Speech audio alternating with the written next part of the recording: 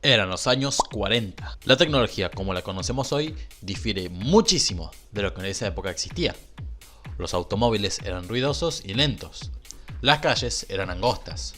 Fumar estaba visto como algo positivo, etc. Eran otras épocas. Y por supuesto, había mucho caos, porque era plena época de guerra, es decir, la Segunda Guerra Mundial. ¿Cómo hacía la gente para enterarse qué tan caótico estaba el mundo? Pues la forma más común de transmisión de datos y de noticias era la imprenta, es decir, el diario, la televisión, aunque todavía no estaba tan difundida, ya que eran aparatos muy caros, la radio y por supuesto el teléfono. Pero, ¿y qué hay de las computadoras?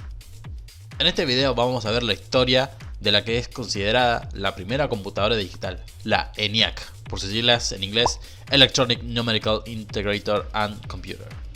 Malísimo mi inglés.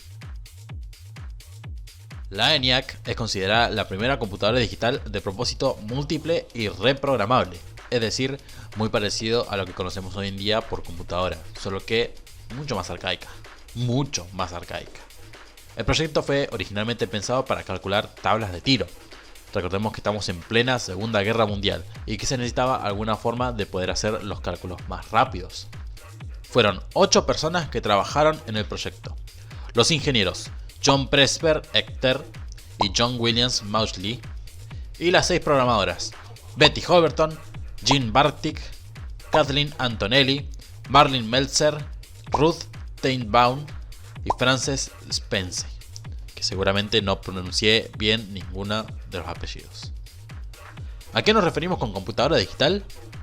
La ENIAC fue la primera en introducir el concepto de bits, ya que era una máquina que se programaba con llaves y se usaba el sistema decimal para poder funcionar. Esta máquina fue construida en la Universidad de Pensilvania en 1943 y era brutalmente enorme. Tenía una superficie total de 167 metros cuadrados, una locura. Contaba con 20 acumuladores de 10 dígitos. Un acumulador es una especie de memoria. Programada manualmente por llaves, unas 6.000 llaves aproximadamente.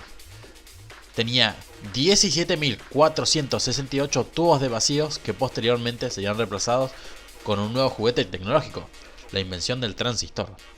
Ya vamos a hablar de eso en otro video. Pesaba la barbaridad de 32 toneladas. Para que se den una idea, un Fiat 600, porque es el mejor autito, pesa 600 kilogramos aproximadamente. Esto nos daría un total de 53 Fiat 600 para poder equiparar el peso de esta máquina. Absurdo. Consumía 140 kilowatts por hora de potencia. ¿Cuánto es esto? En comparación, mi consumo de energía promedio es de 200 kilowatts por mes. Y esta máquina en 2 horas de funcionamiento podía superar mi consumo mensual de energía. Un montón.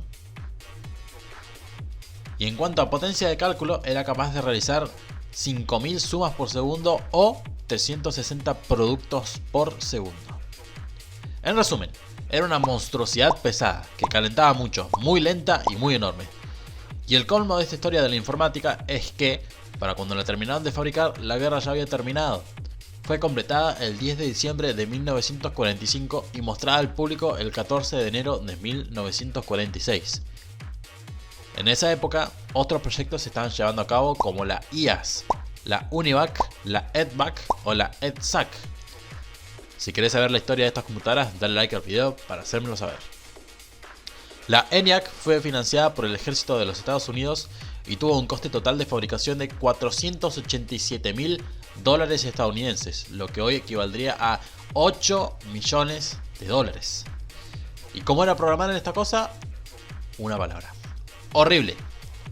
Se tenían que hacer planos, cálculos y toda una parafernalia ingenieril, además de girar muchas llaves, mover muchos cables del lugar y sobre todo aguantar la temperatura de la sala, que se supone llegaba hasta los 50 grados Celsius.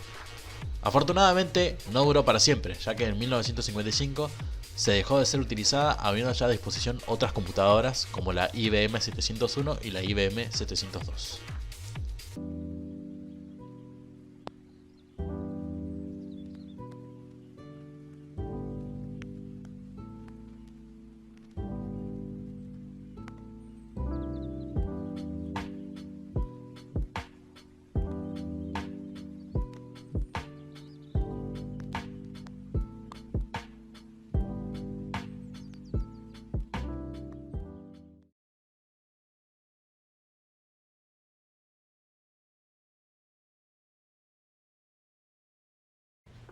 That's what she said.